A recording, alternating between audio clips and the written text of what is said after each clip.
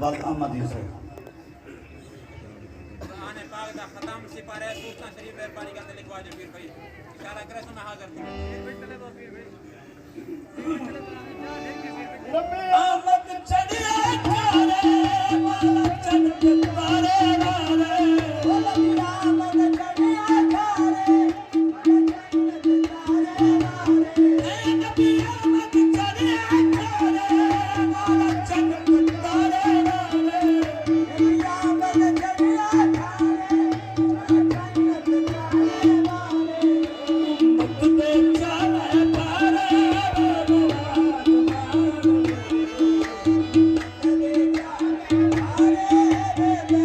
چلو جی فائنلی اصل آ گئی ہوئی ٹائم مارکیٹ لگی پی چھوٹی جی تھا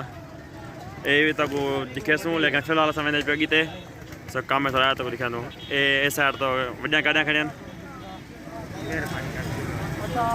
ادھر پیو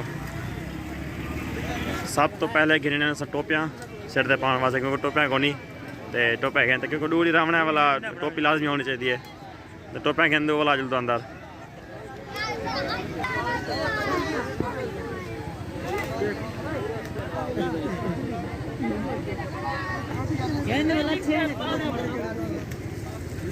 چل کاشف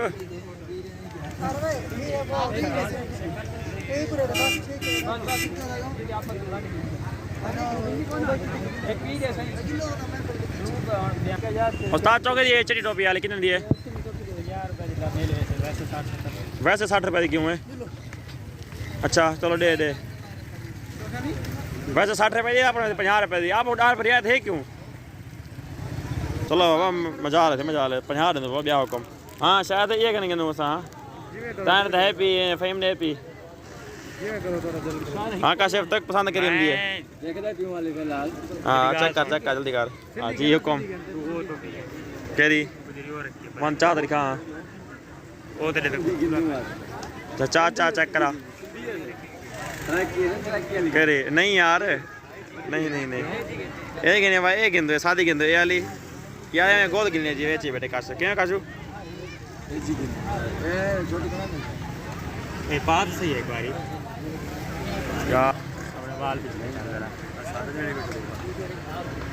یہ وال لکھتا کریں سارے دیکھا وہ جو سیٹ کرے نا تھی ویسے نا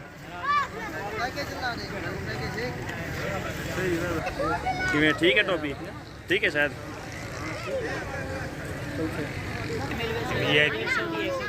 سدھی پانا یار میں ہر اور سے وجہ دربار ٹوپی میں نوی ہوندی ہے میں ٹوپی پسند کر گئی تھی سادی کی تھی وہ پسند ہی نہ جان تے اے سائڈ تو بسیاں لاڈا اتنا بسا کریں تو جگی جلدی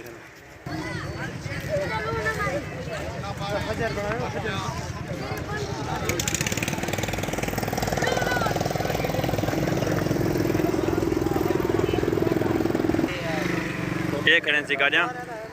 یہ سارے لین ہے باقی جرے نے کالا بس کالم سے سارے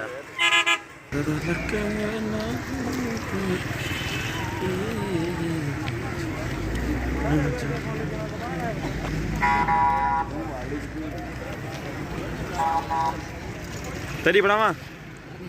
کیا کم دا بیٹی کھاں کھا بیٹھا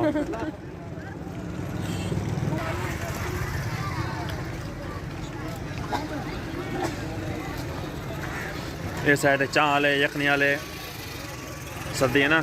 چاہ مزہ لیتے ہیں ٹائم کو اسے پی گندو ٹھیک ہو طبیعت ٹھیک ہے خیر دکھا کوئی ماچا دکھا تھوڑا خیر آہا جینا استاد جینا موبائل اٹھایا پوچھ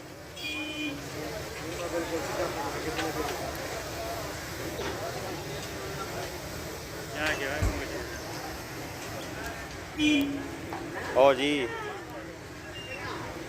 جلیبیاں گرم گرم کہیں کہیں کو پسند ہیں کمنٹ سے لازمی سے دو گرم جلیبیاں آہا استاد تول لیں 1 کلو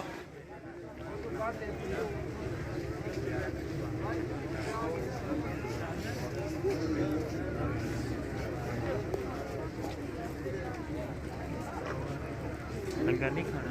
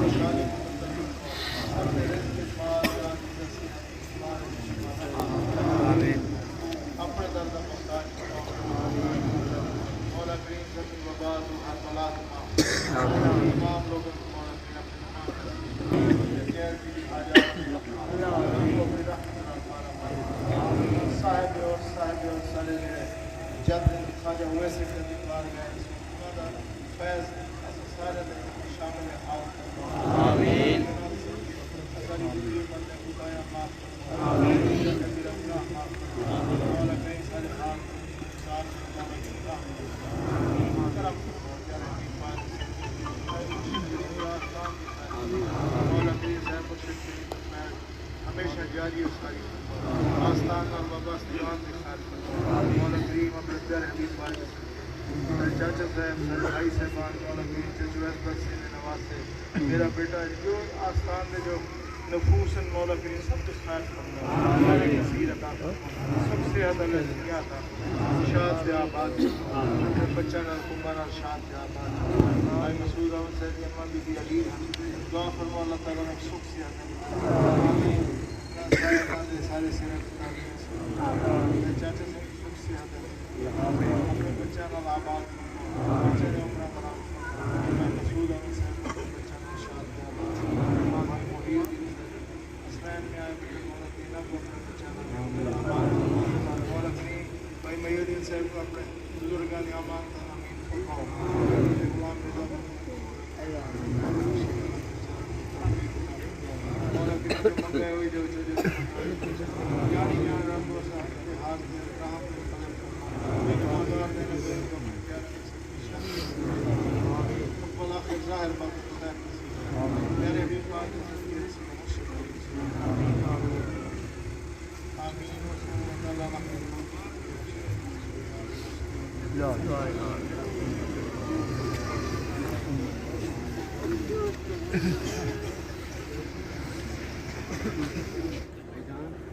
ضد نہیں کرنی ہے ضد جی اچھی زیارت ہی تھا پہ کھانا نہیں لگا چلو بھائی جان ایک منٹ بابا ہی تھا بہت راضية مرضية صدق اللہ العظیم. میرے کریم آقا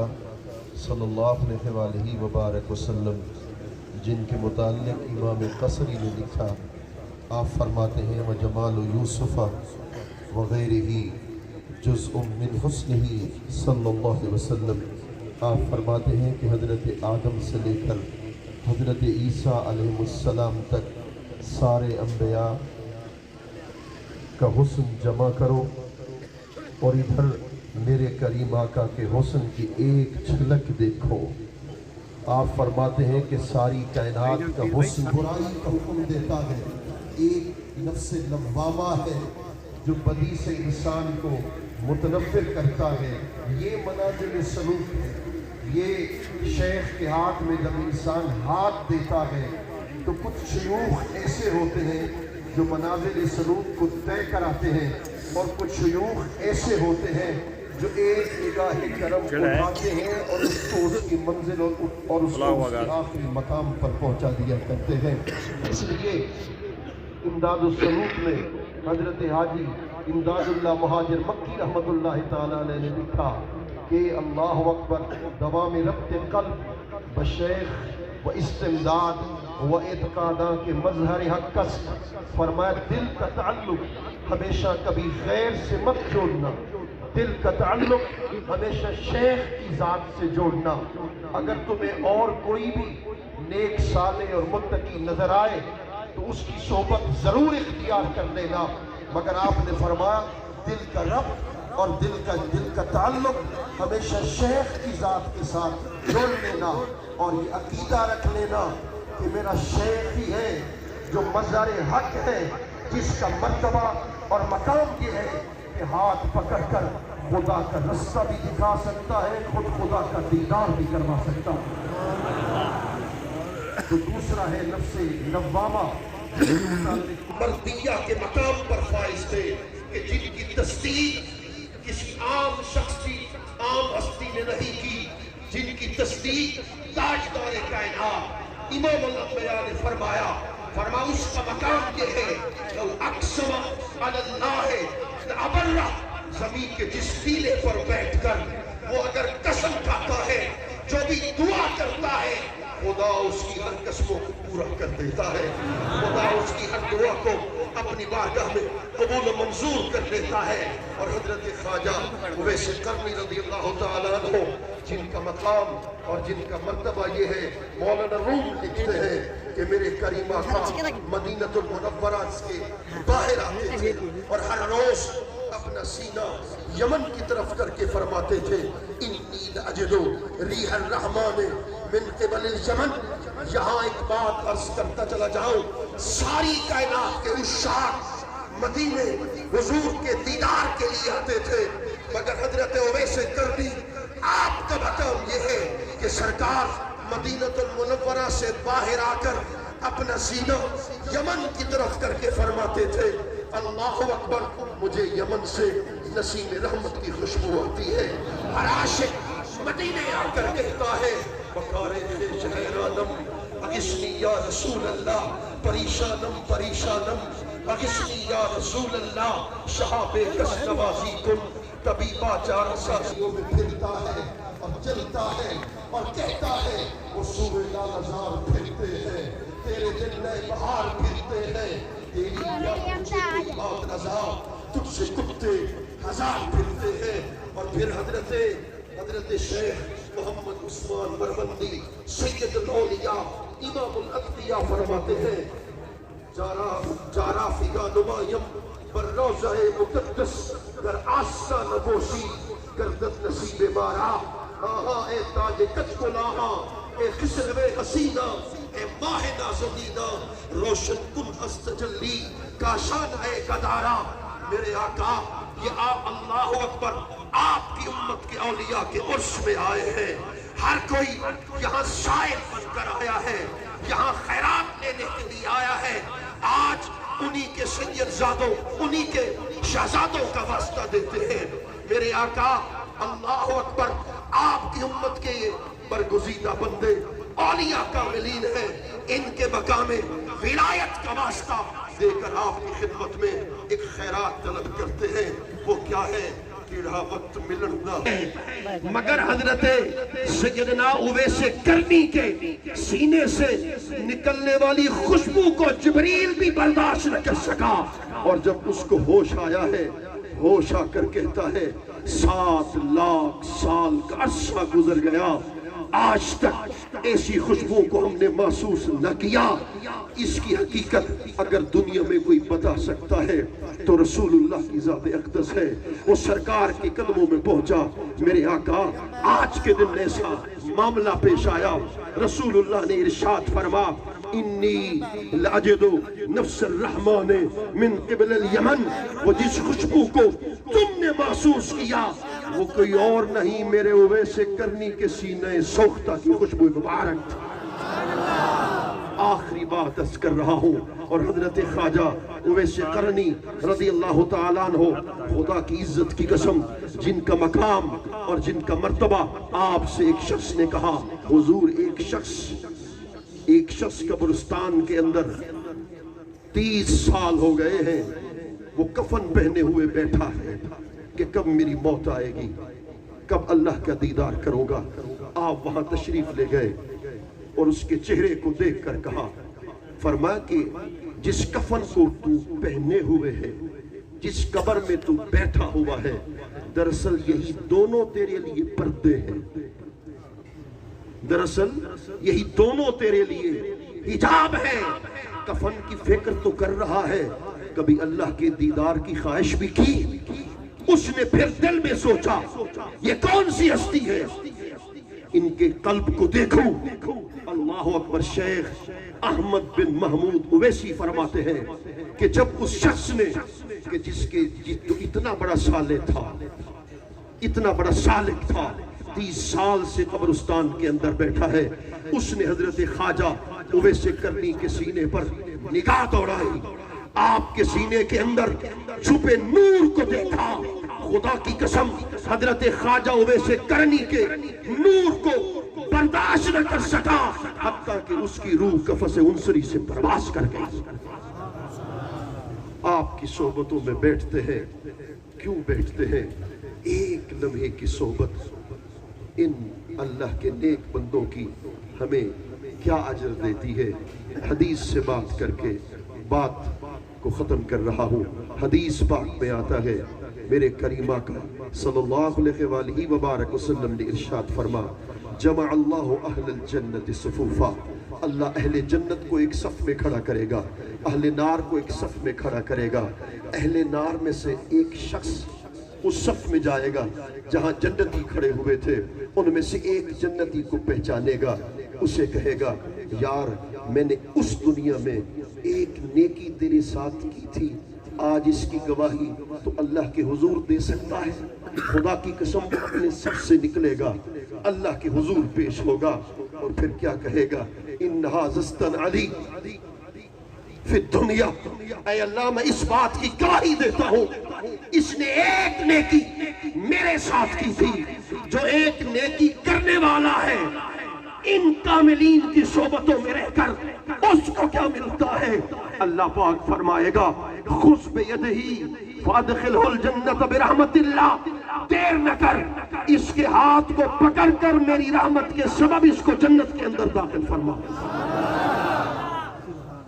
اور جن کی زندگی کا اکثر حصہ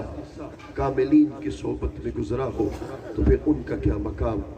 اور ان کا کیا مرتبہ ہوتا ہے۔ اللہ کریم اس در کی نوکری کا شرف تا زندگی ہم سب کو عطا فرمائے، اور غلامی کی سعادت تا زندگی ہم سب کو عطا فرمائے۔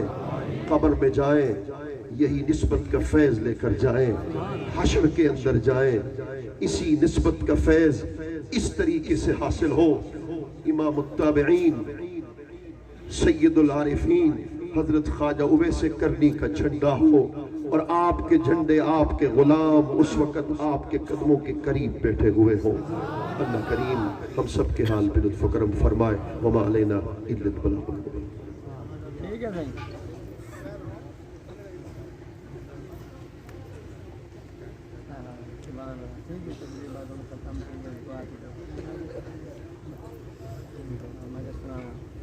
ٹھیک ہے۔